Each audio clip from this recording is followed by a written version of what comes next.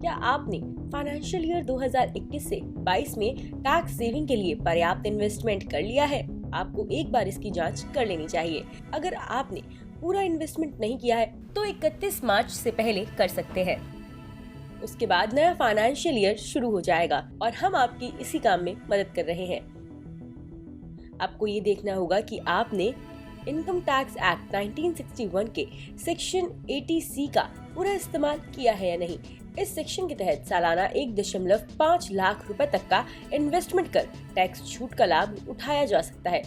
इसके तहत PPF, senior citizen saving scheme, life insurance premium, NSC, 2 बच्चों की ट्यूशन फीस, सुकन्या समृद्धि योजना और म्यूचुअल फंड की टैक्स सेविंग स्कीम आती है। अगर आपने होम लोन लिया है तो उसका प्रिंसिपल भी इस सेक्शन के दायरे में आएगा। एक बार चेक कर लें कि आपने सेक्शन 80C के तहत 1.5 लाख रुपए की लिमिट का इस्तेमाल कर लिया है। अगर आपका इन्वेस्टमेंट इस लिमिट से कम है तो बाकी निवेश आप 31 मार्च से पहले कर दें। मुंबई के certified financial planner Parul Maheshwari ने कहा, ये देखना सही है कि आपने कितना इन्वेस्टमेंट किया है। आपने जितना इन्वेस्टमेंट किया है उतने पर ही आपको डिडक्शन मिलेगा। इससे आपकी कुल टैक्स लायबिलिटी घट जाएगी। अगर आपका पीपीएफ अकाउंट है तो चेक कर लें कि आपने उसमें इन्वेस्ट किया है या नहीं। हर साल पीपीएफ में कम से कम 500 रुपए का कंट्रीब्यूशन जरूरी है। अगर आपने सुकन्या समृद्धि योजना ली है तो इसमें भी साल में न्यूनतम कंट्रीब्यूशन जरूरी है। इसमें कम से कम 250 रुपए कंट्रीब्यूशन करना होगा। अगर आपके लाइफ इंश्योरेंस का प्रीमियम बाकी है तो उसे आप चुका सकते हैं।